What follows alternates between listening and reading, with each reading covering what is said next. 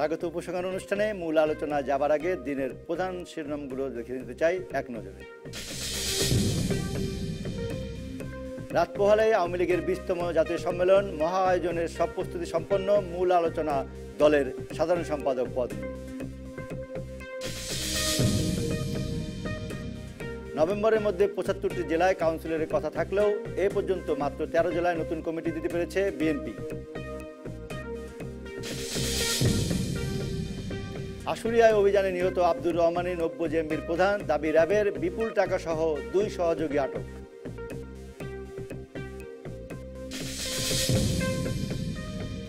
চট্টগ্রাম টেস্টের সমান্তরালে লড়ছে বাংলাদেশ। দ্বিতীয় দিন শেষে প্রথম ইনিংসে ইংল্যান্ডের চেয়ে 72 রানে পিছিয়ে টাইগাররা।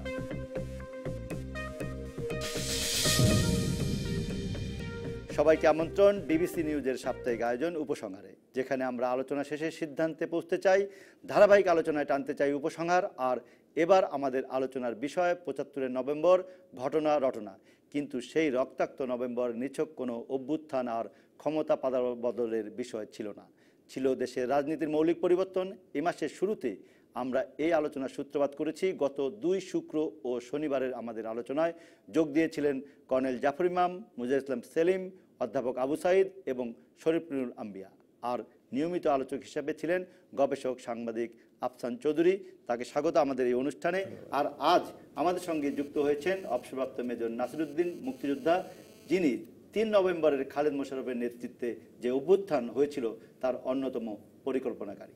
তাকে স্বাগত। আপনাকেও মেজর নাসির, আপনাকে স্বাগত। আর আমি আরও জানিয়ে দিতে চাই, আমাদের এই অনুষ্ঠানে আজকে আরও যোগ দিয়েছেন মহিউদ্দিন আহমেদ, যিনি সেই অভ্যুত্থানের সময়কার বিষয় নিয়ে জাসদের উত্থান পতন নিয়ে আলোচিত হয়েছেন। মহিউদ্দিন আহমেদ, আপনাকে স্বাগত আমাদের এই অনুষ্ঠানে। যুক্ত হলেন আপনিও। আমরা আলোচনা করব আমাদের নভেম্বর নিয়ে। তবে তার আগে আমরা দেখে নিতে চাই আগের যে অনুষ্ঠানগুলো আমরা করেছি, যে আলোচনাগুলো করেছিলাম, সেই আলোচনায় আমাদের সঙ্গে আমি জানিয়ে দিতে চাই আরও ছিলেন মেজর অবসরপ্রাপ্ত জিয়াউদ্দিন এবং জেনারেল খালেদ মোশাররফের মেয়ে মাহাজাবিন খালেদ এমপি। এই অনুষ্ঠানে আরও কথা বলেছেন সাবেক প্রতিমন্ত্রী অবসরপ্রাপ্ত ক্যাপ্টেন তাজুল ইসলাম এমপি, ছিলেন কর্নেল তাহেরের ভাই অধ্যাপক ডক্টর আনোয়ার হোসেন। আমরা আজকের মূল আলোচনায় যাবার আগে দেখে নিতে চাই সেই সব আলোচনাগুলোর চুম্বক অংশগুলো।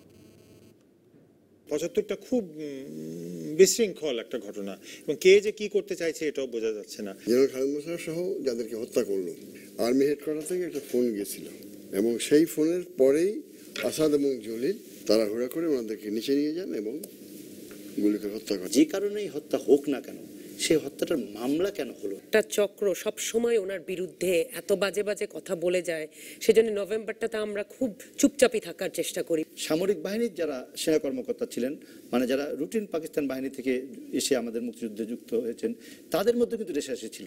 তার একটা বড় ধরনের বহিঃপ্রকাশ কিন্তু আমরা ৭৫ নভেম্বরে পেলাম।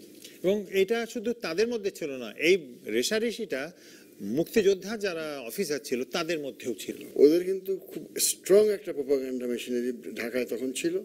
আমাদের মধ্যেই একটা বড় অংশ কিন্তু এখনো ওই প্রোপাগান্ডা চালিয়ে যাচ্ছে। We lost this game, we lost this battle, এটা তাহের সেই সময় বলেছেন। কারণ তিনি তো জিয়াকে চিনতেন, জিয়াতে যে একজন চতুর লোক এটা জানতেন। জিয়াকে শুধুমাত্র নেওয়া হয়েছিল যে তিনি চিফ অফ স্টাফ, যদি বলে তাকে উস্কানি দিচ্ছেন বাইরে থেকে। কর্নেল তাহের তো অনেক আগেই সেনাবাহিনী ছেড়ে দিয়েছেন। যদিও সেনাবাহিনীর সাথে তার যোগাযোগ থাকা দরকার কি না, সেনাবাহিনীর সাথে যোগাযোগ থাকার তো দরকার নাই। সেনাবাহিনীর সাথে যোগাযোগের, সেনাবাহিনীর যারা মুক্তিযুদ্ধের পক্ষের শক্তি তাদের সঙ্গে যোগাযোগের প্রয়োজন আছে, কারণ তাদের ছাড়া তো আমরা বাংলাদেশকে নিয়ে ভাবতেও পারি না। একজন কূটনীতিককে অপহরণ করে সবাইকে মুক্ত করে ফেলবেন, তাহলে আপনার ওই যে প্যালেস্টাইনে যখন সেই যে লায়লা খালেদের নেতৃত্বে তাকে তো গ্লোরিফাই কেন করি আমরা? কেন? সেটা কি সেই ঘটনাটার মতোই তো আমাদের এখানে ঘটনা। যদি এটা সফল হতো, যেটা বাধ্য হতো আমাদের প্রচার করতে সমস্ত কিছুতে, যে এই ছিল উদ্দেশ্য, এই ছিল 12 দফা, জিয়াউর রহমান বিশ্বাসঘাতকতা করেছে। আওয়ামী লীগের র্যাঙ্কেল ফাইলের ভিতরে একটা কথা হলো যে বঙ্গবন্ধুকে তো আর ফেরত পাওয়া যাবে না, সেটার জন্য আমাদের খুব মন খারাপ। কিন্তু যাক, অন্তত আমরা আওয়ামী লীগ সরকারটাকে তো রক্ষা করতে পেরেছি। কর্নেল তাহের কি তখন জাসদের স্থায়ী কমিটির কোন পদে আছেন? তখন ঠিক কোন সময় কে যে পাওয়ারে ছিল, কি কি ঘটনা ঘটেছে, কি কি কারণে ঘটনা ঘটছে, এইটা একদম নির্দিষ্ট করে বলা খুব কঠিন জিনিস। যে প্রথম প্রতিবাদ এবং প্রতিরোধগুলো গড়ে তোলে হলো সিপিবি, ন্যাপ, ছাত্র ইউনিয়নের কর্মীরা। এবং কিশোরগঞ্জে, বরগুনায় ওই দিনই বিক্ষোভ হয়।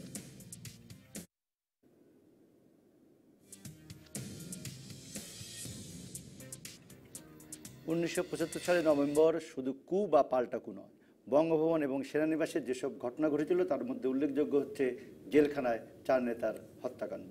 আছে 3রা নভেম্বর ও 7 নভেম্বর অভ্যুত্থান। নভেম্বরে উৎখাত হয়েছিলেন অবৈধভাবে বঙ্গভবনে আসীন মুস্তাক আহমেদ।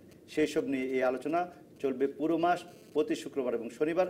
আজকের এই আলোচনাও আমরা শুরু করছি এবং তার প্রথমেই আমি আমন্ত্রণ জানাবো মেজর নাসিরউদ্দিন আপনাকে। আপনি 3রা নভেম্বর অন্যতম পরিকল্পনাকারী।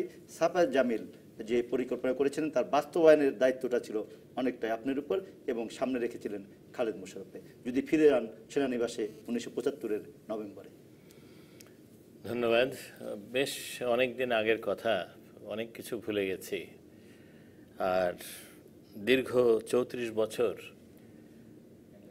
আমাকে বা আমাদের মতো আর যারা আছে আমাদেরকে সেনানিবাসে প্রবেশ করতে দেওয়া হয়নি। সেনানিবাসের যারা যারা আছে তাদের সঙ্গে যোগাযোগ করতে দেওয়া হয়নি। এমনকি এমন অবস্থা তৈরি করা হয়েছিল যে আমরা ঢাকা বিমানবন্দরে যাব বা কুমিল্লায় বাসে করে যাব, সেই অবস্থাও ছিল না। এবং আমাদেরকে প্রায় বলা হতো যে আমরা যদি সেনানিবাসে সীমানা ক্রস করি আমাদেরকে ধরা হবে এবং আমাদেরকে লাঞ্ছিত করা হবে। এই ধরনের অবস্থার মধ্যে দিয়ে আমরা সারভাইভ করেছি। সারভাইভ করে কিছু কিছু জিনিস আমরা এখনো ধারণ করে আছি। দর্শক ও শ্রোতা, আপনাদের সবাইকে আমি ধন্যবাদ জানাচ্ছি ইন অ্যান্টিসিপেশন যে আপনারা আমার কথাগুলো শুনবেন। আমি এই 3রা নভেম্বরের যে অভ্যুত্থানটি ঘটেছে, এটা অভ্যুত্থান বলবো, এটা সেনা একটা অভ্যুত্থান ছিল। এটা ব্যর্থ অভ্যুত্থান, এটা একটা ব্যর্থ অভ্যুত্থান বলতে পারেন, আবার বলতে পারেন যে না, আমরা যা অ্যাচিভ করেছিলাম সেটা বেনিফিট জনগণ পেয়েছে। ওই দিক থেকে এটা আবার বলা যায় যে একটা সার্থক একটা অভ্যুত্থান। এর আগে আমি তো বলতে চাই যে আমি 1971 সালে আমার যখন মাত্র 18.5 বছর বয়স, আমি বিদ্রোহ করে মুক্তিযুদ্ধে যোগদান করেছি। 3 নম্বর সেক্টরে ছিলাম, একটা নিয়মিত বাহিনীর কোম্পানি কমান্ড করেছি, একটা সাবসেক্টর কমান্ড করেছি, অনেক যুদ্ধে লড়েছি। ধর্মগড় 1-2 যুদ্ধে লড়েছি, ইসলামপুরের যুদ্ধে লড়েছি, মুকুন্দপুরের ট্রেন ব্লো আপ করেছি, রূপা ট্রেন ব্লো আপ করেছি, ইসলামপুর, শাহবাজপুর, সরাইল, দুর্গাপুর হয়ে আশুগঞ্জে প্রবেশ করেছি, সম্মুখ সমরে বারবার লড়েছি এবং বীরত্বের অনেক গাথা আমাদেরকে জড়িয়ে আছে। যাক, সে কথা। নভেম্বর আসলেই এর একটা ব্যাকগ্রাউন্ড আছে, ব্যাকগ্রাউন্ডটা না বললে 3 নভেম্বরটা অসম্পূর্ণ থাকে। এই 3 নভেম্বরের পিছনে যে মানুষটি যিনি এটার একটা ভিত স্থাপন করেছিলেন, সেই লোকটি হচ্ছে মেজর সৈয়দ ফারুক রহমান। উনি পাকিস্তান সেনাবাহিনীর একজন অফিসার।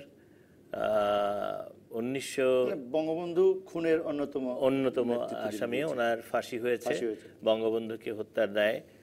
উনি 2 তারিখে ডিসেম্বরের 71-এর ডিসেম্বরের 2 তারিখে আবুধাবি থেকে, এগুলো অনেকেই জানে না সেজন্য কথাগুলো বলছি, আবুধাবিতে উনি পোস্টিংয়ে ছিলেন পাকিস্তান সেনাবাহিনী থেকে অন ডেপুটেশন।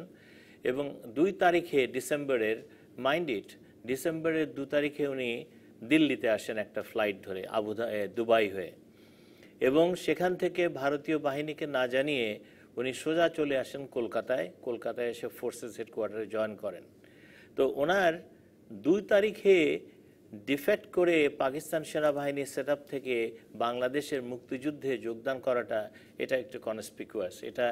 এটা একটা প্রশ্নবোধক চিহ্ন আজীবন থেকে যাবে। আমরা যদি এটাকে বিশ্লেষণ করি তাহলে এটা বুঝবো যে এটার ভিতরে কী ছিল। উনি মুক্তিযুদ্ধের 9 মাস যে কোনো সময় আবুধাবি থেকে চলে আসতে পারতেন, কিন্তু উনি আসেননি। উনি এসছেন ডিসেম্বরের 2 তারিখে এবং উনি যখন যশোরে 12 ইস্ট বেঙ্গল রেজিমেন্টে যোগদান করলেন তখন ইট ওয়াজ 16th of ডিসেম্বর, অর্থাৎ সেদিন যুদ্ধ শেষ। আমি 3 নম্বর সেক্টর থেকে চলে আসলাম ঢাকায়। ঢাকায় এসে আমাকে দায়িত্ব দেওয়া হলো বাংলাদেশের প্রথম ট্যাঙ্ক রেজিমেন্ট গড়ে তোলার জন্য। তো আমি বাংলাদেশের প্রথম ট্যাঙ্কের অধিনায়ক ছিলাম, বেঙ্গল লান্সার, এবং সিপাহী বিপ্লবের অন্যতম সংগঠক ছিলেন এই বেঙ্গল লান্সার, সেই নামটি আমার খুব ভালো লেগেছিল বলে নাম দিয়েছিলাম। এবং এই নামটি যে বাংলাদেশের এত করবে, মানে বাংলাদেশের ইতিহাসকে এত কলুষিত করবে তা আমার জানা ছিল না। সেটা তো সেই লাঞ্চার ইউনিট তো মানে ব্যান্ড করা হয়েছে, কারণ সেই লাঞ্চার ইউনিটই 15 আগস্টে অন্যতম জড়িত ইউনিট। দে আর অনলি ওয়ান, এবং তাদের সাথে ছিল একটা আর্টিলারি রেজিমেন্ট। ফারুক, আমি রেজিমেন্ট রেজ করার 2 বছর পরে ফারুক আসে, যেহেতু সে আমার সিনিয়র ছিলেন। He took over the command of the battalion, এবং আমি তার অধস্থান একজন অফিসার হিসাবে কাজ করি। পরবর্তীকালে আমি বিভিন্ন ট্রেনিংয়ে ইংল্যান্ড এবং ভারতে চলে যাই।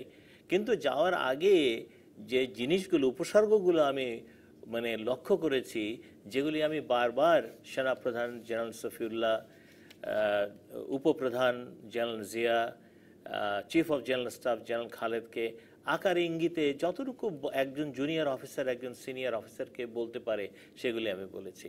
মেজর ফারুক যখন কমান্ড নিল বেঙ্গল লান্সারে ইন 1973, তখন কিন্তু অলরেডি বেঙ্গল লান্সারে বেশ কয়েকজন প্রমিনেন্ট লোকের আসা যাওয়া শুরু হয়ে গেছে। এগুলো কিন্তু কোনো ইনভেস্টিগেশনে আসে নাই। আমি ভেবেছিলাম যে বঙ্গবন্ধুর মৃত্যুর উপরে একটা ডিটেইলড একটা ইনভেস্টিগেশন হবে এবং সবাই দেশবাসী জানবে যে না, বঙ্গবন্ধুর এই যে হত্যার এই ষড়যন্ত্র কী করে অরিজিনেট করলো, কোত্থেকে এটা অরিজিনেশন হলো। কিন্তু দুর্ভাগ্য আমাদের এই জাতির যে এই ধরনের কোনো ইনভেস্টিগেশন হয় নাই। যারা কিলিং করেছে শুধু তাদেরকে কিলিংয়ের জন্য শাস্তি দেওয়া হয়েছে। আমরা আলোচনা করবো, কিন্তু আমি আপনাকে ধরিয়ে দিতে চাই, আপনি 15 আগস্ট বঙ্গবন্ধু যখন নিহত হলেন তখন আপনি ভারতে, এবং আপনি 15 আগস্টের ঘটনার পরপরই সেই প্রশিক্ষণ থেকে কিন্তু মানে চলে এসেছিলেন দেশে এবং অন্তরীণ হয়েছিলেন যশোরে ঢোকার পথে। আপনি যদি সেখান থেকে, আমরা আগস্ট নিশ্চয়ই আবার আলোচনা করবো, তবে আজকে আমরা একটু নভেম্বরে থাকতে চাই। আমি শুধু দুটো আর কথা বলে যাই।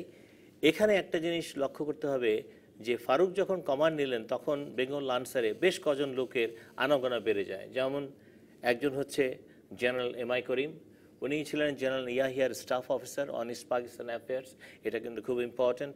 2 নম্বর ছিলেন মেজর জলিল, উনি ঘন ঘন আসতেন রেজিমেন্টে। আসতেন এই জন্যে উনি সহমর্মিতা প্রদর্শন করতেন যে উনি ট্যাঙ্ক রেজিমেন্টের একজন অফিসার, ট্যাঙ্ক রেজিমেন্টে আসছে। জাসদের মেজর জলিল, মুক্তিযুদ্ধ কর্নেল তাহের আসতেন, এবং আরেকজন লোক আসতেন খুব নাম করা একজন লোক, British military attache colonel Brown. এবং আমার ধারণা এই কর্নেল ব্রাউন মেজর ফারুককে ফিলিপ চেরি না উইলিয়াম চেরি, তার সাথে এই যে সংযোগটা ঘটানো উনি করে দিয়েছে। আমি এই চেরি ভদ্রলোককে আমাদের রেজিমেন্টে আমি 3 বার দেখেছি আসছে, কর্নেল ব্রাউনের সাথে এসছে। এবং এই কথাগুলো আমি বারবার আমার উপরস্থ যারা কর্মকর্তা কর্মচারী তাদেরকে জানিয়েছি। এবং এই যে একটা ষড়যন্ত্রের সূত্রপাত, এই ষড়যন্ত্রের সূত্রপাত কিন্তু আমরা ধরে নিতে পারি যে আগস্টের ঘটনার ষড়যন্ত্র অনেক আগে থেকে হয়েছে। আমরা আজকে একটু নভেম্বর থেকে আরেকদিন আগস্ট, নভেম্বর হলো আমি যাওয়ার আগে আমি ধরে নিয়েছি যে এই ধরনের একটি ঘটনা ঘটতেই পারে। এবং সেনাবাহিনীতে তখন যে ধরনের একটি বিরাজ করছিল একটা অবস্থা, সেই অবস্থায় আমার মনে হয়েছে যে না, আমার মনে হয়েছে যেন একটা কালমিনেশন, একটা পরিবর্তন অত্যাসন্ন। কারণ তখন একদিকে হক তোহা, অন্যদিকে মতিন আলাউদ্দিন, তারপরে দেবেন শিকদার বাসার, তারপরে জাসদের গণবাহিনী, তারপরে হচ্ছে আপনার সর্বহারা পার্টি, তারপরে পার্বত্য চট্টগ্রামের সহিংসতা, তারপরে সেনাবাহিনীর অসন্তোষ।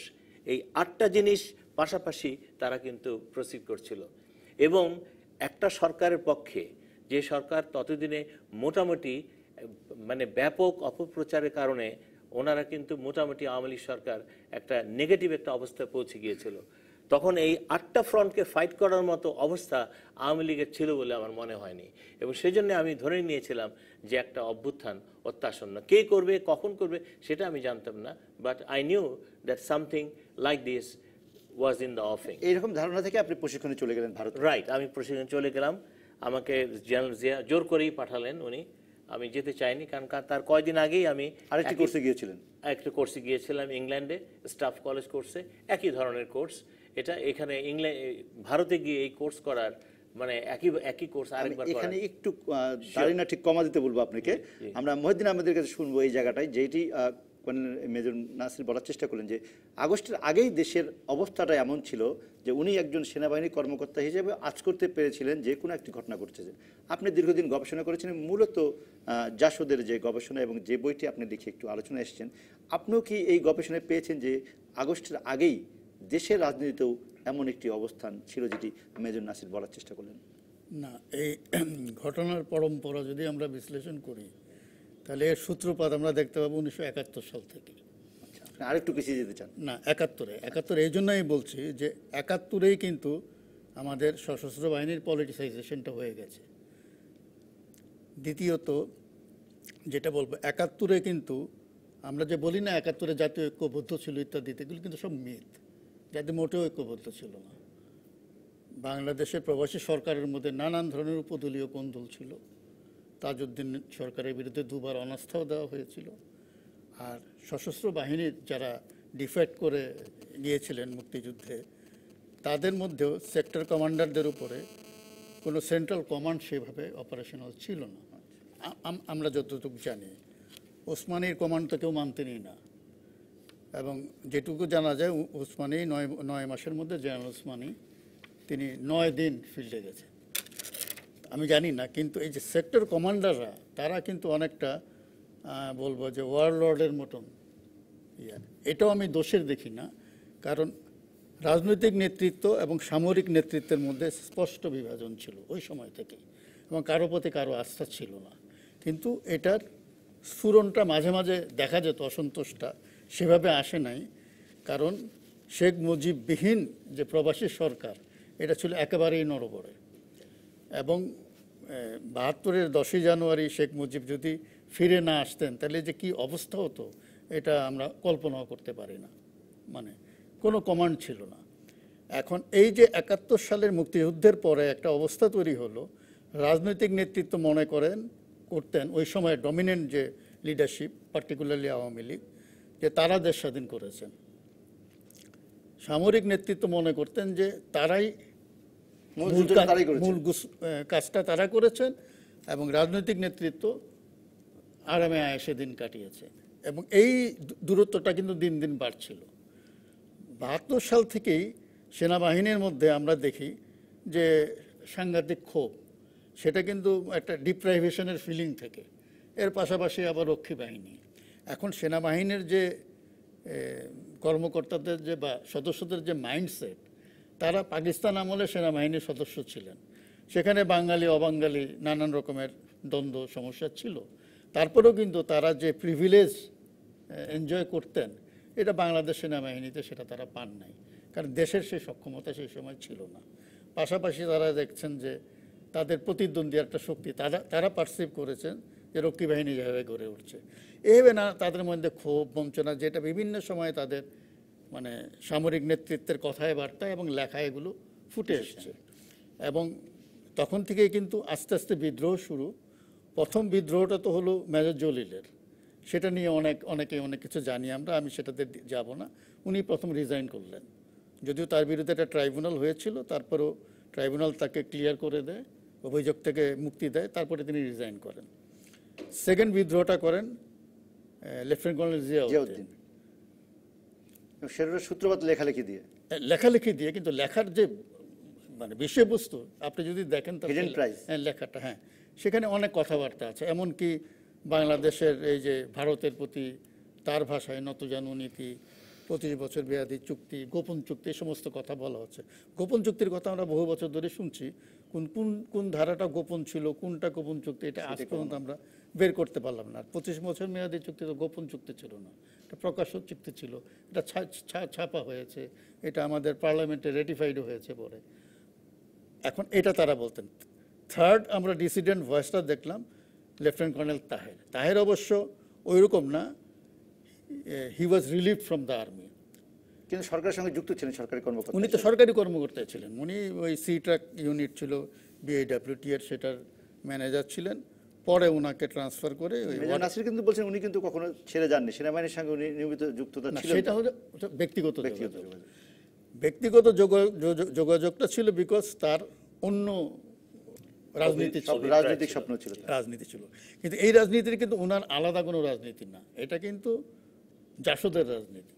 উনি যখন ৭২ সালে জাসদের শেষের দিকে জাসদের সাথে সম্পৃক্ত হলেন, জাসদের পক্ষ থেকে আমি যতটুকু জানি সেনাবাহিনীর মধ্যে যোগাযোগটা করতেন মেজর জলিল। ৭৪-এর 17 মার্চ যখন জলিল অ্যারেস্ট হয়ে গেলেন, তখন তিনি তার সব লোককে বলে দিলেন এরপর থেকে হেন্সফোর্থ তারা যেন তাহেরের সাথে যোগাযোগটা রাখে। তখনই কিন্তু তাহের টেক আপ করলেন। সেটি মেজর নাসির বললেন যে একটা রাজনীতি ছিল বাইরে, হ্যাঁ। তার সঙ্গে এই অভ্যুত্থানের একটা মানে পটভূমি তৈরির একটা চেষ্টা নানা জায়গা থেকে হয়েছে। আমরা এই জায়গাটা থাকবো। তবে আমি just একটা লাইন বলে যে ওই সময়ে শেখ মুজিবের সরকারকে উৎখাত করার যে প্রকাশ্য ঘোষণা ছিল জাসদের, সেটার তারই একটা তার সাথেই প্রাসঙ্গিক যে কাজগুলো করা এবং সেনাবাহিনীর মধ্যে একটা ফ্রন্ট করা, সেই কাজটাই মেজর জলিল এবং পরবর্তীকালে তাহের করেছেন। আমি আপনার যদি আপনার কাছে শুনবো, কারণ আপনি গত আলোচনাগুলোর মধ্যে আছেন, আপনি যদি একটু বিশ্লেষণ করে বলেন যে তাহলে আমরা 41 বছর পরে যখন এই আমরা আলোচনাটা আবার করছি এবং সামনে আমাদের 7 নভেম্বর, তখন আমরা কোন সিদ্ধান্তের দিকে এগোবো? আমরা তো এই সপ্তাহে পরে একটা উপসংহার টানার চেষ্টাই করবো এই বিষয়ে। আমার মনে হয় আজকের আলোচনার পরও যেটা অনেক বেশি পরিষ্কার হচ্ছে সেটা হচ্ছে যে অনেকগুলো শক্তি ক্ষমতা দখলের চেষ্টা করছে, কোনোটা খুবই দুর্বল। এবং মেজর নাসির যাদের কথা বলেছেন বামপন্থী, এদের কারোরই জাসদ ছাড়া কোনো অবস্থানও ছিল না, কিন্তু তারা ছিল, তাদেরকে মনে করেছেন শক্তি হিসেবে। আওয়ামী লীগ যেটা করেছে নিজেকে সংহত করার জন্য বাকশাল করেছে যে অন্য কোনো বিরোধী দল থাকবে না। জাসদ যেটা মহিউদ্দিন ভাই বললেন যে এই সরকারকে উৎখাত করুন, এটা তো গণকণ্ঠের একেবারে স্লোগান, হেডলাইন ছিল। অত সবাই কিন্তু চেষ্টা করছে। তার মানে ৭২ থেকে ৭৫-এ কেউ যে নিজেকে সংহত শক্তি হিসেবে দেশে ক্ষমতায় রয়েছে এটা আমরা বলতে পারি না। এবং এই জন্য বলতে পারি না যে আপনি অগাস্ট থেকে নভেম্বর যদি হিসাব করেন কতগুলো চেষ্টা হয়েছে। দ্বিতীয়ত সেটা হচ্ছে যে এই সেনাবাহিনী কি পেশাদার সেনাবাহিনী ছিল না রাজনৈতিক সেনাবাহিনী ছিল। এবং আপনি গত শনিবারে যেটা মেজর জিয়াউদ্দিন বললেন যে আমরা ৭১-এর পরে এটা আমরা দায়িত্ব, আমরা কি পাকিস্তানি সেনাবাহিনী ছিলাম কিনা, এই যে পেশাদারিত্ব থেকে ওনারা রাজনীতির পরিসরে চলে যাচ্ছেন, তখন কিন্তু আপনি একেবারে অগ্নির মুখে পড়ছেন। কারণ তখন তো যে কোনো সিদ্ধান্ত নেওয়াটাই জায়েজ হয়ে যাচ্ছে, আমি দেশের জন্য এই সিদ্ধান্তটা নিচ্ছি। এই যে ব্যবধানটা পেশাদারি সেনাবাহিনীতে থাকা প্রয়োজন বলছেন যে থাকে সাধারণত, সেটা বাংলাদেশ সেনাবাহিনীতে ছিল না এবং এটাই হয়েছে। তারই জন্য পটভূমি, এবং সেই পটভূমির কথা বলছিলাম মেজর নাসির। আমরা মেজর নাসিরের কাছে শুনবো বিরতি থেকে ফিরে এসে ঘটনাক্রমটা প্রথমে শুনে আবার আমরা বিশ্লেষণে যাব। আমাদের সঙ্গে আছেন মেজর নাসির, মহিউদ্দিন আহমেদ এবং আফসান চৌধুরী। দর্শক আপনারা থাকুন, ফিরবো বিরতির পর।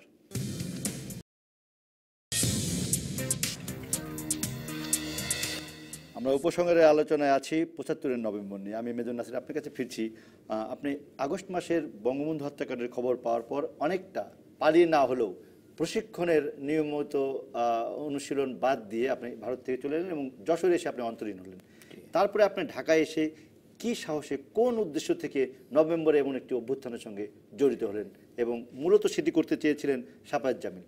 এবং তার আগে আমরা যতটুকু লেখাপড়া করে যতটুকু জেনেছি যে সবসময় বলতেন খালেদ মোশাররফ ডু সামথিং। সেই ডু সামথিংয়ের ডুটা কী ছিল আর কী উদ্দেশ্য ছিল আপনি পরিকল্পনা করেছিলেন? আচ্ছা, থ্যাংক ইউ ভেরি মাচ। আমি এর আগে মহিউদ্দিন ভাই যে এটা সূত্রপাত করেছে কর্নেল জিয়াউদ্দিন, এখানে এটা যদি না বলি তাহলে এটা কিন্তু অজানা থেকে যাবে। একটু যদি সংক্ষিপ্ত বলেন। 15 অগাস্টের আগে কিন্তু দুটো অভ্যুত্থানের অ্যাটেম্প্ট হয়েছে। একটা হলো কর্নেল জিয়াউদ্দিন, উনি যখন ওই হিডেন প্রাইজটা লিখলেন, বঙ্গবন্ধু তখন হচ্ছে দেশের বাইরে, আমি তখন কমান্ডিং অফিসার বেঙ্গল লান্সার, উনি আমার কাছে আসলেন দুপুরবেলায়। উনি এসে আমার অফিসে গিয়ে ঢুকলেন, বসলেন, আমার দিকে কিছুক্ষণ তাকিয়ে থেকে বললেন যে how many tanks you have operational, কটা আছে? আমি বললাম আমার 3টা ট্যাঙ্ক অপারেশনাল। অ্যামুনিশন কত আছে? আমি বললাম 300-র মতো মেইন গান অ্যামুনিশন আছে। What about machine gun jeeps? আমি বললাম 12টা মেশিন গান মাউন্টেড জিপস আছে। কিছুক্ষণ চুপ থেকে উনি বললেন যে অন অর্ডার্স তোমার কতক্ষণ লাগবে কি পয়েন্টসে যেতে শহরের?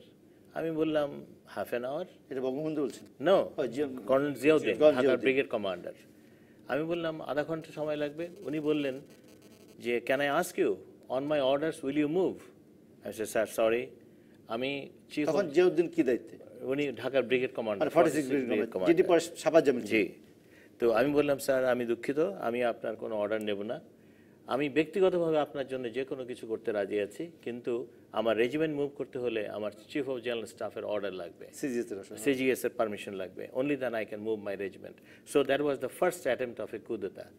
সেকেন্ড, 1974 সালে মিশর থেকে ট্যাঙ্ক আসলো 30টা ট্যাঙ্কের মধ্যে থেকে 8টা ট্যাঙ্ক যাবে ঢাকা থেকে, লোড হবে কমলাপুর রেল স্টেশনে, যাবে চিটাগং, হাটাজারি যাবে ফিল্ড ফায়ারিংয়ে।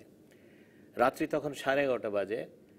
ফারুক, আমার কলিং বেল বাজলো, দেখলাম দরজা খুলে মেজর ফারুক, উনি একটু বেসামাল, ড্রিঙ্ক করেছে মনে হলো, বলল পানি খেলো ফ্রিজ খুলে, তারপরে বললো যে Nasir, I have decided something else.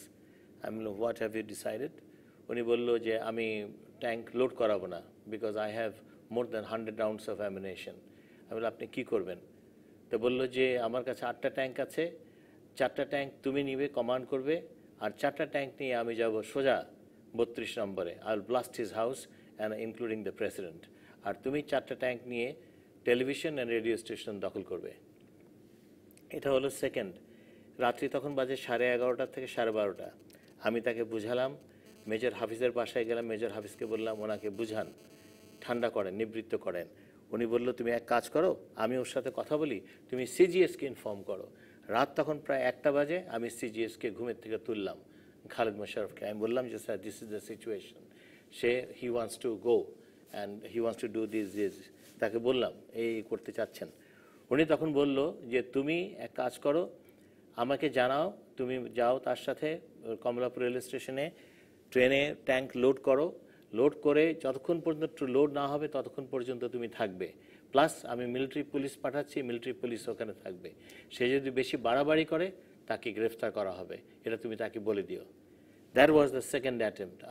আমি উল্লেখ জুলাই মাসে, এটা হলো না, এটা 74-এর, এটা হলো নভেম্বর মাসের দিকে হলো। That was the second attempt of a coup d'etat. এখন আমি যশোরে আসলাম, যশোরে ভারত থেকে আমি চলে আসলাম 15 আগস্টের পরে। আমাকে ওখানে অন্তরীণ করা হলো, যশোরের ব্রিগেড কমান্ডার উনি মীর শওকত আলী। তারপরে আমি টেলিফোনে অ্যাক্সেস অনেক কষ্ট করে, মেজর শহীদ নামে এক ভদ্রলোক ছিলেন মুক্তিযোদ্ধা, ওনার টেলিফোন থেকে ঢাকায় আমি সাফাত জামিলের সাথে এবং এর সাথে কথা বললাম, ব্রিগেডিয়ার খালেদ মোশাররফ, এবং বললাম যে আমাকে যে করে হোক আপনি ঢাকা নিয়ে আসেন। সফিউল্লাহর সাথে ওনারা অনেক চেষ্টা চরিত্র করে আমাকে ঢাকা নিয়ে আসা হলো। আমি ঢাকায় আসলাম 19 তারিখে। আমি সোজা, আমাকে বলা হলো, খালেদ বলল সোজা তুমি কর্নেল সাফাতের সাথে দেখা করবে। আমি কর্নেল সাফাতের রুমে গেলাম, ব্রিগেড কমান্ডার, আমি বসলাম, আমি জিজ্ঞেস করলাম স্যার এগুলো হচ্ছে কি? উনি বলল are you prepare to stage a coup d'etat? I said yes, I am all out to do it. তখন বলল তুমি হাফিজের সাথে আলাপ করো, ইমিডিয়েটলি একটা প্ল্যান তৈরি করে ফেলো যে আমরা কি শক্তি আমাদের আছে, আমরা কিভাবে কাউন্টারঅ্যাক্ট করতে পারি। আমাদের মেইন শত্রু হচ্ছে একটা 30টা ট্যাঙ্ক আর হচ্ছে 18টা কামান, সেকেন্ড ফিল্ড আর্টিলারির কামান। এইগুলো দুটো রেজিমেন্টকে আমাদেরকে নিউট্রালাইজ করতে হবে। এই শক্তি আমাদের আছে কিনা সেটা ওয়ার্কআউট করো।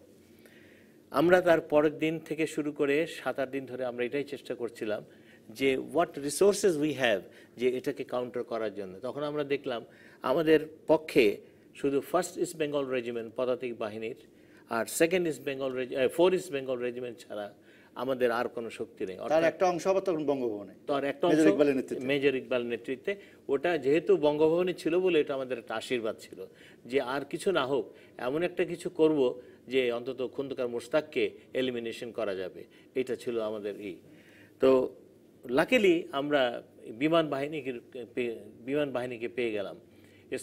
লিয়াকত, উনি মুক্তিযুদ্ধে একজন অফিসার, আমাদের সাথে যুদ্ধ করেছেন।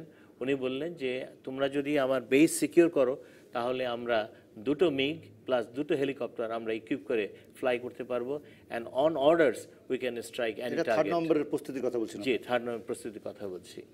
আচ্ছা, এটা যখন হয়ে গেল আমরা তখন খালেদ মোশাররফকে বললাম যে স্যার এই হয়েছে, 2টা রেজিমেন্ট, 4টা এয়ারক্রাফট এই আছে। বললো যে তোমরা আরেকটা জিনিস ভুল করে গেছো। বললাম কি? রক্ষী বাহিনীর স্ট্রেংথটা তোমাদের সাথে ধরতে হবে, 5টা ব্যাটালিয়নের স্ট্রেংথ তোমাদের সাথে ধরতে হবে। তুমি একটা চীনা রেস্টুরেন্টের কথা বললো, কোথায় যেন, গ্রিন রোডে, বলে সেখানে সন্ধ্যার পরে যাবে, ব্রিগেডিয়ার নুরুজ্জামানের সাথে কথা বলবে। হ্যাঁ, ব্রিগেডিয়ার নুরুজ্জামানের সাথে কথা বলে মোটামুটি এটা টাই আপ করবে যে তার রিসোর্সেসগুলো আমরা কি করে পেতে পারি and what kind of service he can provide আস এটার জন্যে। আর 2টা ব্যাটালিয়ন ইজ গুড এনাফ, কিন্তু আমাদের যেটা করতে হবে খুব ত্বরিত, আমাদের উইদাউট ওয়েস্টিং এনি টাইম আমাদেরকে এটাকে নিউট্রালাইজ করতে হবে। এটা ছিল আমাদের পরিকল্পনা। মেজর নাসির, আপনি এই পরিকল্পনার কথা আপনি বিস্তারিত বইতে লিখেছেন, গণতন্ত্রের বিপন্ন ধারায় বাংলাদেশের সশস্ত্র বাহিনী, আপনার লেখা। সেখানে সেটা পড়ে নিলেও হয়তো আমরা এই ঘটনাগুলো জানবো। আমার যে প্রশ্নটা, যে এটি লেখেন নাই বইতে, যে কেন 3রা নভেম্বরে আপনারা খন্দকার মুস্তাককে অপসারণ করলেন না? এটা প্রথমত 2টা কারণে করলাম না। একটা হচ্ছে আমরা যখনই মুভ করলাম তখন ইন্টারন্যাশনাল প্রেশার এমনভাবে মাউন্ট হলো যে ইউএস এম্বাসি থেকে কল করা হচ্ছে খালেদকে, রাশিয়ান এম্বাসি থেকে খালেদকে কল করা হচ্ছে, জাপানিজ এম্বাসি খালেদকে কল করছে, ইন্ডিয়ান এম্বাসি খালেদকে কল করছে, এবং প্রত্যেকটা কলের পিছনে একটা উদ্দেশ্য ছিল, এবং উদ্দেশ্যটা হলো এই যে তোমরা যেটা করেছো সেটা ঠিক আছে, we will endorse, but you must give them a safe exit, তাদেরকে একটা সেফ এক্সিট দিতে হবে, and do not touch Khandakar Mushtaq. এই হলো কথা। আর আমাদের যেহেতু লোকবল কম ছিল, মাত্র 2টা ব্যাটালিয়ন দিয়ে এদেরকে এলিমিনেট করে আমরা নিজেরাই অ্যানাহিলেশন হয়ে যেতাম। আমি আবার আপনাকে বিরতি দিতে বলবো। মহিউদ্দিন আহমেদ, আপনি যদি বলেন যে আপনার গবেষণায় কি পেয়েছিলেন, যে কি কারণ ছিল তখন মুস্তাককে না সরিয়ে কন্টিনিউ করা, যেটা 4 তারিখের পরে কিন্তু সরানো হলো, এবং এর আগে খালিদ মোশাররফ নিজে সেনাবাহিনী প্রধান হলেন, আপনার কাছে কি আছে? সরানো হয়নি ঠিক, মুস্তাক রিজাইন্ড। আসলে এই 3 নভেম্বরের কুয়ের যে প্ল্যান, এই প্ল্যানের মধ্যে কিন্তু আমরা যেটা এর পার্টিসিপেন্ট যারা তাদের বিভিন্ন লেখা টেখা যেটা পাচ্ছি, সেটা হচ্ছে যে তারা চেইন অফ কমান্ড রেস্টোর করতে চেয়েছিলেন। এটা হচ্ছে তাদের সেনাবাহিনীর চেইন অফ কমান্ড। ওই 7 জন যারা বঙ্গভবনে ছিল, 7-8 জন, তারা যদি ক্যান্টনমেন্টে ফিরে আসতো তাহলে কিন্তু এক ধরনের সিচুয়েশন হতো। তাদেরকে ফিরে আসতে বলা হয়েছে বারবার, কিন্তু একটা হলো যে 3 নভেম্বরের কুটাকে কেন জানি লেজিটিমাইজ করা যায় নাই ওই সময়, কারণ তারা বলছে চেইন অফ কমান্ড রেস্টোর করার জন্য, কিন্তু তারাই প্রথম চেইন অফ কমান্ডটা ভেঙেছে, জিয়াকে হাউস অ্যারেস্ট করে। আচ্ছা, খালেদ মোশাররফ 2টা দিন নষ্ট করলো শুধুমাত্র চিফ অফ স্টাফ হওয়ার জন্য বার্গেন করতে গিয়ে, এবং তার প্ল্যানে ছিল না খন্দকার মুস্তাককে রিমুভ করা। খন্দকার মুস্তাক বরঞ্চ অনেক বার্গেন করেছে, এবং তার সাথে জেনারেল ওসমানীও, এবং তারা নেগোশিয়েট করে এই তাদেরকে সেই প্যাসেজ দিয়ে দিয়েছে এই বঙ্গবন্ধুর কিলা। আমরা কি এই বিশ্লেষণে এখন যেতে পারি এই 41 বছর পর, যখন খালিদ মোশাররফ নিজের সেনাবাহিনী প্রধান হওয়ার জন্য বার্গেনিং করছে, মোস্তাক আহমেদ টিকে থাকার জন্য বার্গেনিং করছে, কিন্তু তার পিছনে মোস্তাক আহমেদ কিন্তু জেলখানার ঘটনা ঘটে গেছে। হ্যাঁ, জেলখানার ঘটনার ব্যাপারে আমি একটা জিনিস, এটা আই ক্যানট প্রুভ ইট। জেলখানার ঘটনা ঘটে যাওয়াতে বলা হয় যে মুশতাক অ্যান্ড হিজ গ্যাং তারা ইনভলভ ছিল, কিন্তু যারা 3 নভেম্বরে কু করলো তাদের এই ব্যাপারে কোনো রকম মাথা ব্যথা ছিল বলে কিন্তু আমার মনে হয়। আমি সেটা মেজর নাসিরকে জবাব দিতে বলবো যে যখন আপনারা বঙ্গভবনের সাথে কথাবার্তা বলছেন, আমি বলছি যে খালিদ মোশাররফ এবং অন্যরা, তখন এই ঘটনা ঘটে গেল আপনাদের অজান্তেই, এবং আপনারা জানলেন, আপনি লিখেছেন, অন্যরাও লিখেছেন, আপনারা জানলেন ততক্ষণে মেজর ফারুকরা বার্গেনিং করে দেশের বাইরে চলে যাওয়ার জন্য প্রস্তুত, এবং তারা চলে গেল। তারপরে আপনারা জানতে পারলেন, তখন মুস্তাককে অপসারণের ব্যাপারে আপনাদের ভিতরে আরেকটি চাপ। এইখানে খালেদ মোশাররফের সাথে শাহবাজ জামিল আপনাদের একটু দূরত্ব হলো, যদি সেই জায়গাটা একটু বলেন। আচ্ছা, এখানে মূল বিষয়টা হচ্ছে যে ইনস্টিটিউশনাল হেড হচ্ছে তখন Khandakar Mushtaq, president of the republic. এখন আমরা যদিও সেটা অবৈধ, হ্যাঁ যদিও অবৈধ, কিন্তু অলরেডি 82 দিনে কিন্তু একটা বৈধতার মতো একটা পেয়ে গেছে, ইন্টারন্যাশনাল রিকগনিশন, তারপরে প্রশাসনিক রিকগনিশন বলেন, এগুলো হয়ে গেছে। খালেদ মোশাররফ, শাহবাজ জামিল এবং আমরা চাচ্ছিলাম যে খন্দকার মুশতাককে দিয়ে সমস্ত প্রোক্লেমেশনগুলো এগুলি করিয়ে নিতে হবে, রেগুলারাইজ করে নিতে হবে। যেমন আমরা চাচ্ছিলাম ক্যাবিনেট আগে ভেঙে দিতে, ক্যাবিনেট রাখাটা ছিল আমাদের জন্য খুব রিস্কি। আমরা চাচ্ছিলাম পার্লামেন্ট ভেঙে দিতে, সংসদ, কারণ সংসদের যারা সাংসদ তারা যদি একটা বট গাছের নিচে বসে একটা রেজলিউশন নিত যে না, this is illegal, we are the legal entity of the country, তখন আমরা একটা বিশাল একটা বেকায়দায় পড়তাম। সুতরাং সংসদও ভেঙে দেওয়ার জন্য আমাদের একটা ছিল, ডিপ ইন্টারেস্ট ছিল। 3 নম্বর ছিল, আমরা সংবিধানকে আমরা চাচ্ছিলাম যে সাসপেন্ডেড থাকুক। সংবিধান যদি সাসপেন্ডেড না থাকতো তাহলে কিন্তু আমরা জাস্টিস সায়েমকে আর আনতে পারতাম না to become the head of the state. এটা তো সুতরাং এখানে এই কয়দিন 2 দিন যে আমরা বার্গেন করেছি, এটা করেছি খন্দকার মোশতাকের সাথে এই কারণে উনি অনর ছিল যে উনি বলছে আই মে রিজাইন, বাট আমি কোনো প্রোক্লেমেশনে আমি কোনো সই করব না। এটা এই কারণে পরবর্তী আরেকটু ছোট্ট করে বলেন, আপনারা মোস্তাককে অবৈধ বলছেন, তার কাছ থেকে সেনাবাহিনী প্রধান হলেন এবং সেখানে জিয়া রহমানকে এর মধ্যে আপনারা অন্তরীণ করেছেন, হাউস অ্যারেস্ট করেছেন, কিন্তু তার লোক যাকে বিদেশ থেকে নিয়ে এসে তোয়াব সাহেবকে যখন তোয়াবকে যখন বিমান বাহিনী প্রধান হলো, উনি তো র্যাঙ্ক পরিয়ে দিচ্ছেন খালেদ মোশাররফকে, আপনারা কি ভেবে এটি মেনে নিলেন তখন? না, এখন কথা হচ্ছে যে ল্যাপসেস যে থাকবে না তা না, ল্যাপসেস ছিল অনেক। আচ্ছা, জিয়াউর রহমানকে অন্তরীণ করার বিষয়টা ছিল উনি হেড অফ দ্য ইনস্টিটিউশন, আর্মির যিনি হেড থাকবেন, হি কমান্ডস, অটোমেটিক্যালি তার কাছে কমান্ড কিন্তু রোল করে চলে আসে। সেখানে যদি জিয়াউর রহমান কোনো ক্রমে যদি সেনাপ্রধান থাকতো, তাহলে খালেদ মোশাররফ এই কুটা ইমপ্লিমেন্ট করতে পারতেন। আপনাদের আলোচনায় যুক্ত হতে যাচ্ছেন দর্শকরা, আমরা শুনে নেই দর্শকদের কথা, তারপরে আপনার কথা শুনবো। দর্শক, আপনি বলুন আপনার নামটি বলে আমাদেরকে কি জানতে চান। সংযোগটি আবার বিচ্ছিন্ন হয়েছে, মেজর নাসির যদি বলেন যে আপনি যেটি বলছিলেন। যে তো সুতরাং এখানে জিয়াউর রহমানকে অন্তরীণ না করে বা তাকে এলিমিনেট না করে খালেদ মোশাররফ উনি কিন্তু যা উনি করতে চেয়েছিলেন সেগুলি উনি ইমপ্লিমেন্ট করতে পারতেন না। যেমন 5 তারিখে কিন্তু সবই হয়েছে। 5 তারিখে যখন উনি খন্দকার মোশতাক বললেন যে 5 তারিখ is the D day, we told him যে your D day is the 5th of November. 5th of November সন্ধ্যার মধ্যে আপনাকে রিজাইন করতে হবে, and you have to sign all the papers. উনি তখন বললেন যে উনি দরবার কক্ষে একটা মিটিং করে তারপরে উনি রিজাইন করবেন। দরবার কক্ষে মিটিংয়ের অনুমতি দেওয়া হলো, সেখানে শুরু হলো একটা কম্বোশন, মন্ত্রিসভার বৈঠক, যেখানে পাকিস্তানি জেনারেল দেখা না বাংলাদেশি মেজর দেখা। এই কথাটি শুনবো বিরতির পর, কিন্তু তার আগে যদি অল্প একটু করে আফসান চৌধুরী আপনি বলেন, এই যে শুনছেন ঘটনা, আমরা জানি আপনি পড়েছেন সেই ঘটনাটা, লিখেছেন ওই ব্যাপারে, আপনি কি মনে হয় যে এই যারা এটি করলেন তাদের একটি বড় দুর্বলতা 3 তারিখ সফল না হওয়া? আমার মনে হয় 3 তারিখটা সফল হতো কি না হতো তার চেয়ে বেশি সেটা আপনি যদিও আপনি নিজেও চেষ্টা করেন 71টাকে যদি বুঝতে পারেন, তাহলে আপনি দেখবেন যে 75টা 71-এর অনেকটাই অবধারিত ছিল। এবং এই রাজনীতিকরণ, এটাকে সেনাবাহিনী বলা যায় কিনা সে সম্পর্কে প্রশ্ন উঠতে থাকে। আমরা সেগুলোরই উত্তর খোঁজার চেষ্টা করছি। দর্শক, আপনারা থাকেন, বিরতির পর আমরা ফিরে আসবো আবার মেজর নাসির, মহিউদ্দিন আহমেদ এবং আফসান চৌধুরীর কাছে।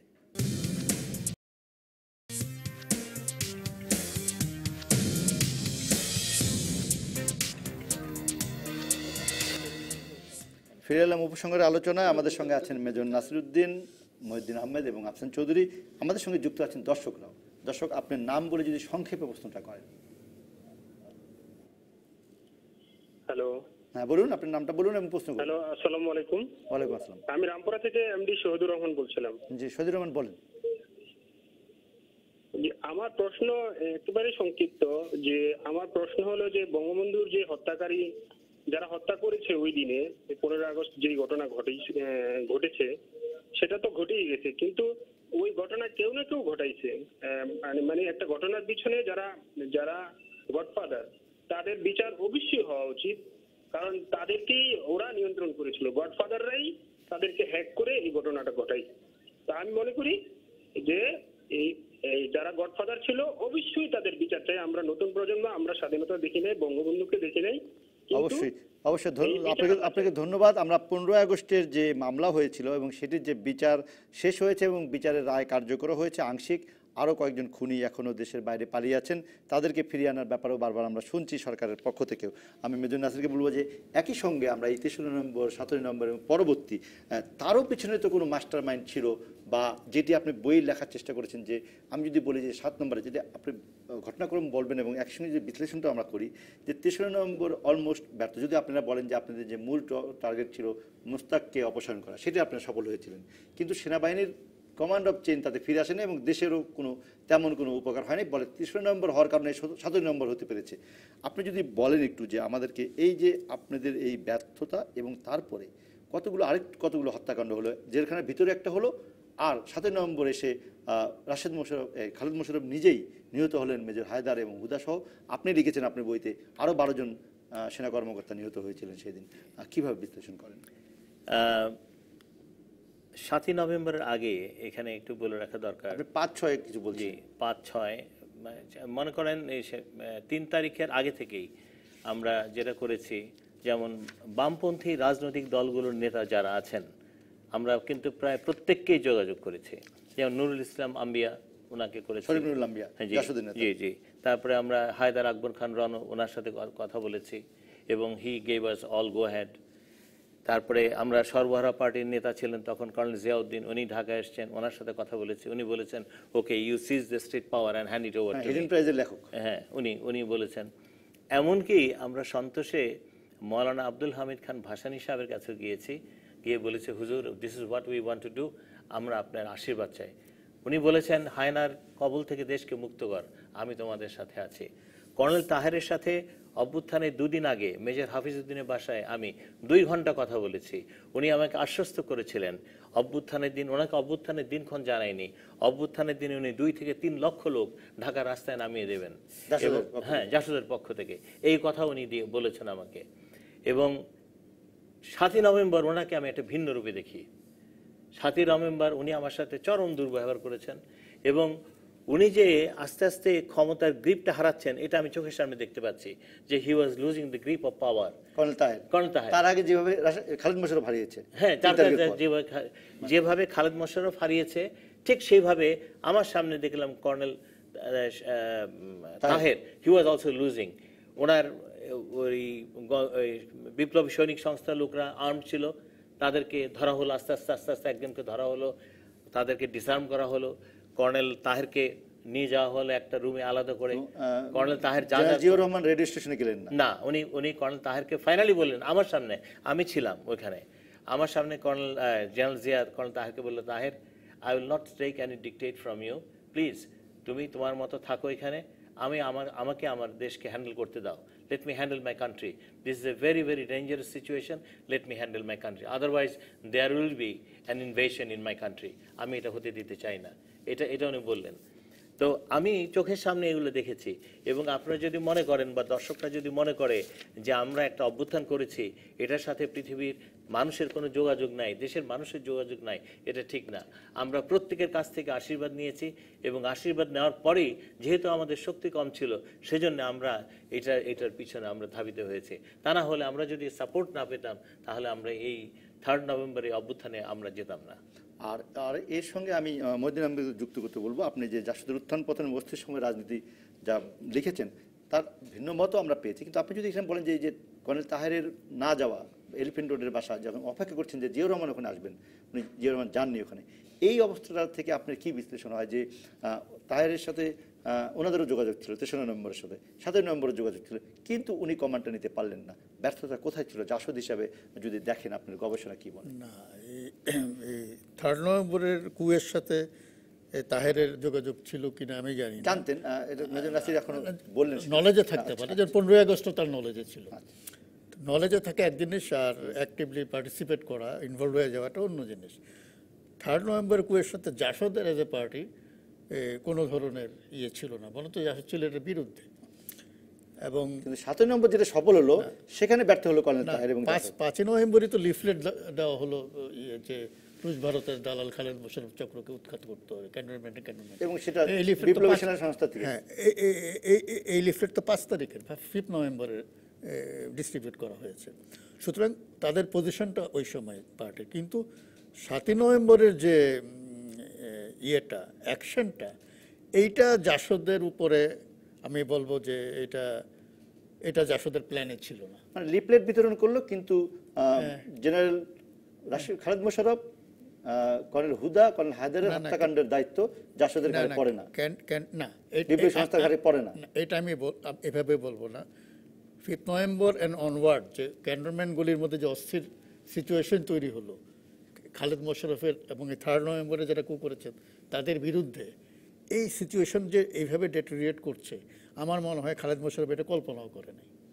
এবং যারা এটার বিস্ফোরণটা হওয়ার আগে 6 তারিখ পর্যন্ত তারা নেগোশিয়েট করতেছে বঙ্গভবনে, তখনও তো তারা জানে না যে ভেতরে ভেতরে এইরকম মানে ক্ষয়ে গেছে। তো না, আমরা এটা 5 তারিখ থেকে জানতাম।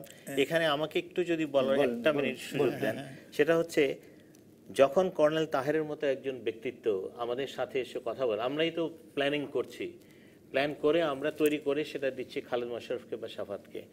উনি যখন এসে বলেন যে 3 তারিখে তোমরা যেদিন বা অমুক তারিখে তোমরা যেদিন অভ্যুত্থান করবে 2 থেকে 3 লক্ষ লোক রাজপথে থাকবে, আমরা তো সেটাকে বিশ্বাসযোগ্য হিসাবে ধরে নিতে পারি। আপনারা তাকে মনে করেছেন আপনাদের সাথে আছে? আমাদের সাথে আছে, আমাদের সাথে। যেভাবে মৌলানা আব্দুল হামিদ খান ভাসানী আমাদেরকে প্রমিস করেছে, যেভাবে আমাদেরকে রাশেদ খান মেনন করেছে। ভাসানী হয়তো আপনাদের আশীর্বাদ করেছেন, কিন্তু তাহের তো বলেছে 2-3 লক্ষ লোক রাস্তায় নামিয়ে দিবে। ইনফ্যাক্ট তাহের সাহেব চাচ্ছিলেন আমরা যেন অভ্যুত্থানটা করি, এবং উনি জানতেন ওনার ক্যালকুলেশনে যে 2টা ব্যাটালিয়ন আমরা মুভ করছি এবং এয়ারফোর্স যে আমাদের সাথে থাকবে এটা কিন্তু কর্নেল তাহের জানতেন না।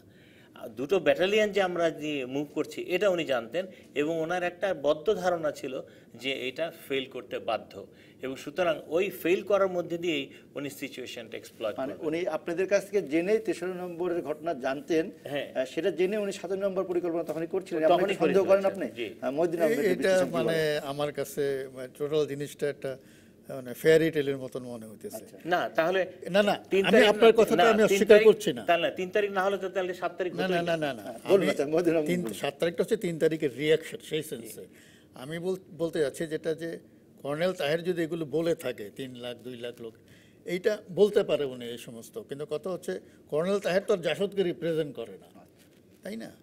এখন জাসদ লিডারশিপ ওই সময়ের তারা তো টোটাল জিনিসটা জানলো 6 তারিখ রাতে, যে তাদের যে স্ট্যান্ডিং কমিটির মিটিংয়ে, এবং স্ট্যান্ডিং কমিটির 7 জন মেম্বারের মধ্যে এখনও 4 জন জীবিত আছে। আমি তাদের 3 জনের সাথে কথা বলেছি। আমি যেটা বলতে চাচ্ছি যে আপনি 3 জনের নাম যদি বলে, এখন আছেন তো হাসানুল হক। হ্যাঁ না, হাসানুল হকের সাথে উনি তো আমার সাথে মনে হয় কথা বলবেন না। স্ট্যান্ডিং কমিটির কে কে আছেন? জীবিত আছেন, খায়ের এজাজ মাসুদ আছে, সিরাজ আলম খান আছে, মনিরুল ইসলাম আছে, এরা 3 জন এখনো আছে। আর হারুনুর রশিদ ওই মিটিংয়ে ছিলেন না, স্ট্যান্ডিং কমিটির মিটিংয়ে। ডক্টর আকলাকুর রহমান ছিলেন, উনি মারা গেছেন। আর মোহাম্মদ শাহজাহান, উনি তখন জেলে ছিলেন, উনি মিটিংয়ে ছিলেন না।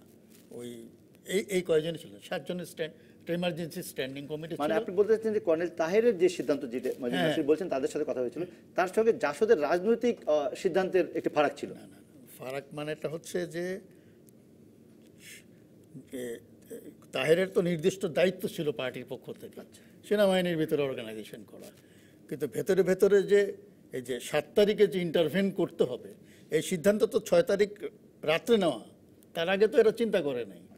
জাসদের যে প্ল্যানটা 3 নভেম্বর যখন হয়ে গেল, তখন জাসদের প্ল্যান ছিল যে তারা বিভিন্ন জায়গায় মোবিলাইজ করবে, করে 9 তারিখ থেকে তারা লাগাতার হরতাল এবং লক্ষ লক্ষ লোক তারা নিয়ে আসবে বিভিন্ন শ্রমিক বেল্টেল থেকে ঢাকা শহরে, একটা গণ অভ্যুত্থানের পরিবেশ তৈরি করবে, যেটা 69-এর 24শে জানুয়ারি এই টাইপের একটা। কারণ জাসদের যে মূল নেতৃত্ব তারা কিন্তু এই 69-71-এর উত্তরাধিকার বহন করে, তাদের কাছে কিন্তু মডেল গণ অভ্যুত্থানের মডেল যতটা না মানে সেনা অভ্যুত্থান, তার সঙ্গে একটা জনগণের অভ্যুত্থান তারা ঘটাতে চায়। তারা ওই সন্ত্রাসবাদী রাজনীতির ধারায় অভ্যস্ত হয়নি। আচ্ছা, তাদের কাছে মডেল কিন্তু 69-71। আমরা এই আলোচনাগুলো ফিরবো, এবং আমাদের সঙ্গে এই আলোচনায় অবশ্যই আমরা জানতে চাইবো মেজর নাসির এবং মহিউদ্দিন এবং 3 জনের কাছে যে এর পিছনে কিন্তু একটা 23 নভেম্বরের জেলখানার হত্যাকাণ্ড, সেগুলো একটু আলোচনা আসা দরকার। আমরা সেই আলোচনাটা আসবো বিরতির পর। দর্শক থাকুন আমাদের সঙ্গেই।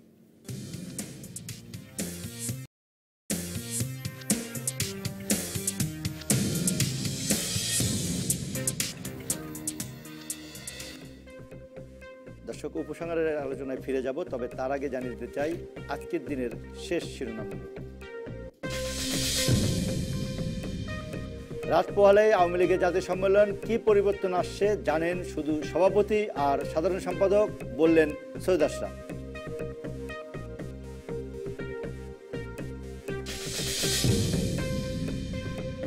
নভেম্বরের মধ্যে 75টি জেলায় কাউন্সিলের কথা থাকলেও এ পর্যন্ত মাত্র 13 জেলায় নতুন কমিটি দিতে পেরেছে বিএনপি।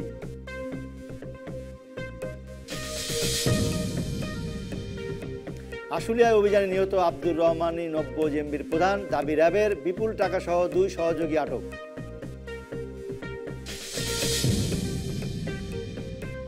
চট্টগ্রাম টেস্টে সমানতালে লড়ছে বাংলাদেশ, দ্বিতীয় দিন শেষে প্রথম ইনিংসে ইংল্যান্ডের চেয়ে 72 রানে পিছিয়ে টাইগাররা।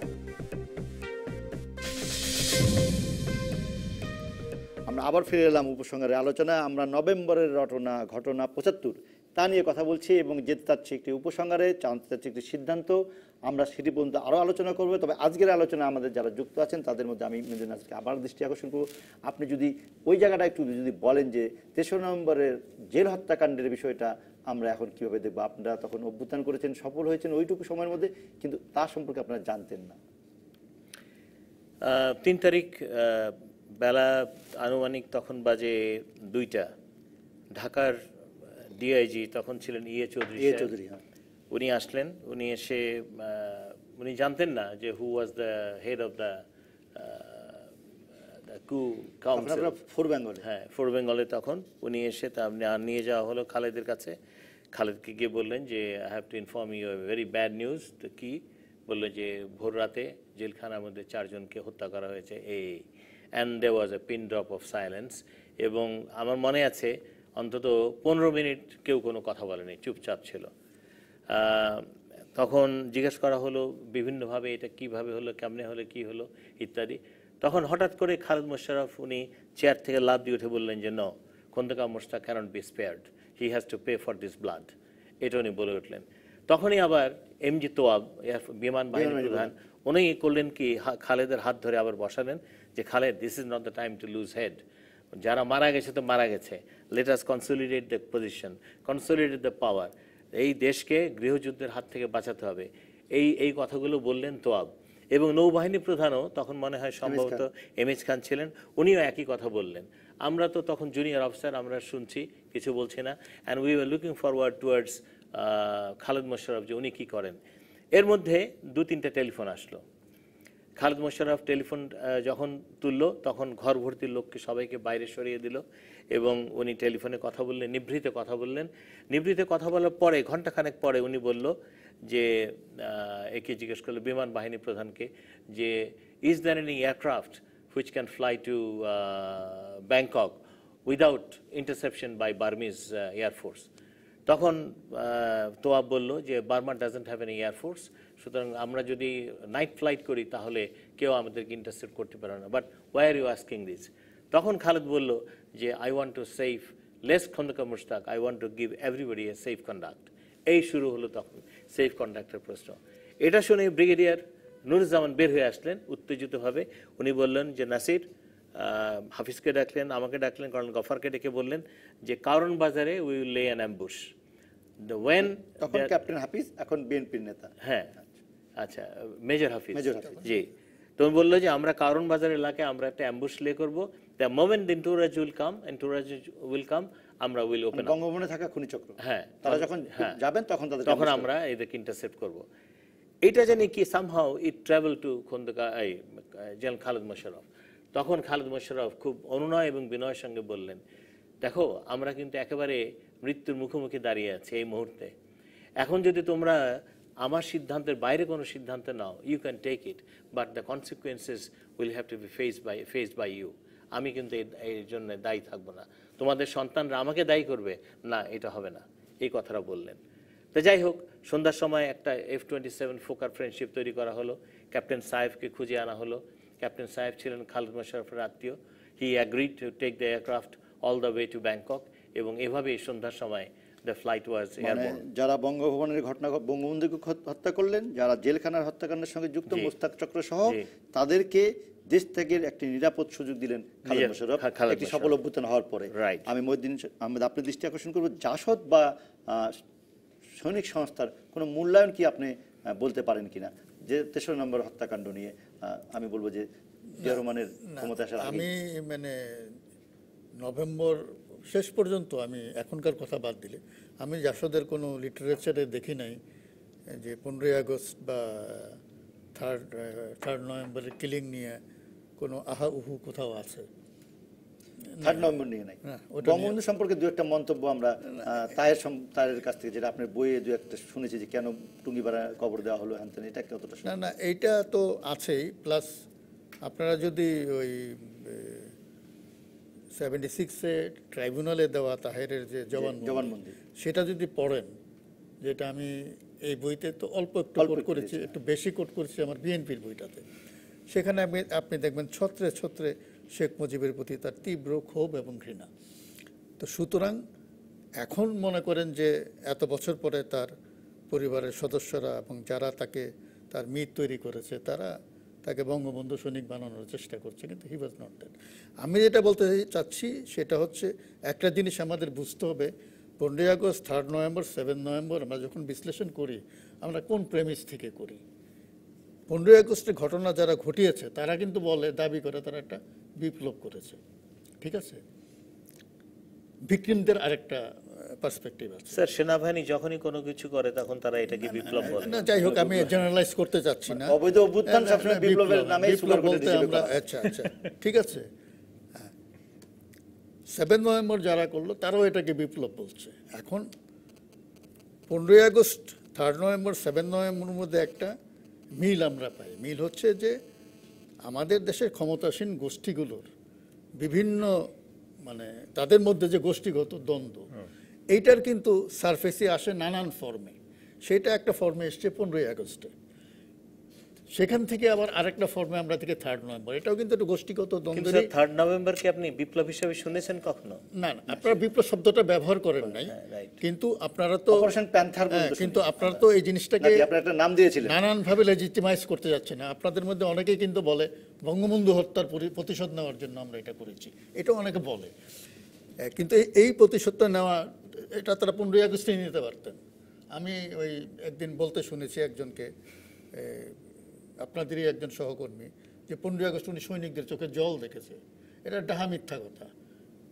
15 আগস্টে তারা রীতিমতো আনন্দ উল্লাস করে। তার মানে 3 নভেম্বর এবং 15 আগস্ট নিয়ে জাসদ বা গণিত সেটা যে হয় না, এবং মনে হচ্ছে উল্টাটা একটা কথা আপনি বলছেন যে তারা তেমন এটা নিয়ে কোনো কথাবার্তা বলেন না। আমরা গত কয়েকদিনের আলোচনা, এটা একটা আমি বলি এটা স্থূল ক্ষমতার লড়াই। আফসান চৌধুরী আমাদের সঙ্গে ছিলেন গত কয়েকদিনের আলোচনা, আমরা একটা বলার চেষ্টা মানে আলোচনা করার চেষ্টা করছিলাম যে খন্দকার মোস্তাক যখন বুঝতে পেরেছেন যে 3 নভেম্বরের এটার পরে খালেদ মোশাররফ সফল হোক বা না হোক আমার পক্ষে আর ক্ষমতা থাকা সম্ভব না রাজনৈতিক কর্তৃত্ব হিসাবে। এবং আমি জানি না যে তখন মেজর নাসির একটু পরে বলবেন যে যখন খালেদ মোশাররফ মোস্তাককে সরানোর চেষ্টা করছেন তখন উনি বুঝে গিয়েছেন তাহলে হয়তো আওয়ামী লীগের কোনো নেতৃত্ব আবার ফিরে আসতে পারে, এবং সেক্ষেত্রে জেলখানায় থাকা 4 নেতাই হলো প্রথম মানে সিলেকশন হবে। আমরা সেই জন্য বলছিলাম যে 3 নভেম্বর জেলখানা হত্যাকাণ্ডটা মোস্তাক সেই জন্য করেছিল যাতে রাজনৈতিক কর্তৃপক্ষের কাছে আবার, বিশেষ করে আওয়ামী লীগের নেতাদের কাছে জিনিসটা যেন আবার ফিরে না যায়।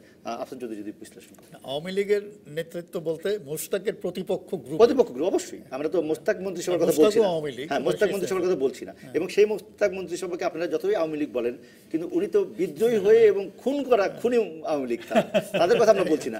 আমরা তাজউদ্দিন, সৈয়দ নজরুল ইসলাম, কামরুজ্জামান এবং ক্যাপ্টেন মনসুর আলীর কথা বলছি, যাদেরকে নির্মমভাবে হত্যা করা হয়েছিল।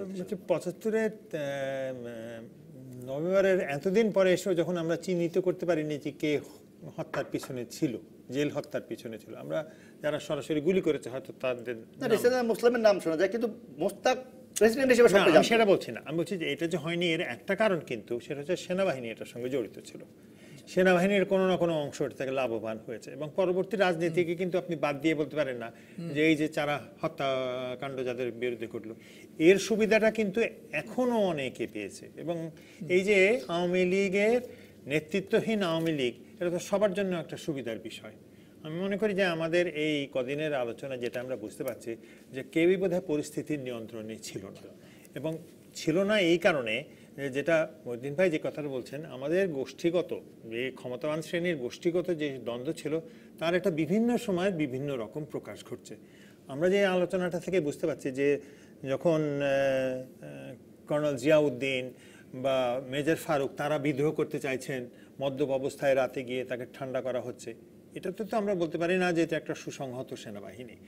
এই যে বিচ্ছিন্ন হয়ে গেছে, এইটা আমি কিছু যখন 75 নিয়ে কাজ করেছি, যখন যাদের সঙ্গে নেতৃত্বর সঙ্গে কথা বলেছি, তারা দেখেছি তারা আওয়ামী লীগের মধ্যে থেকেও তারা যে ওইখান থেকে কোনো আঘাত আসতে পারে এটা সবাই মনে করেননি। তো তাহলে দেখা যাচ্ছে একটা বিচ্ছিন্নতা কাজ করছিল 75 সালে এসে খুবই প্রবলভাবে, যেখানে শুধু সেনাবাহিনীর ভেতরে কি হচ্ছে তা নয় কেবল, এমনকি রাষ্ট্রপ্রধানরাও জানেন না সেনাবাহিনীতে কি হচ্ছে।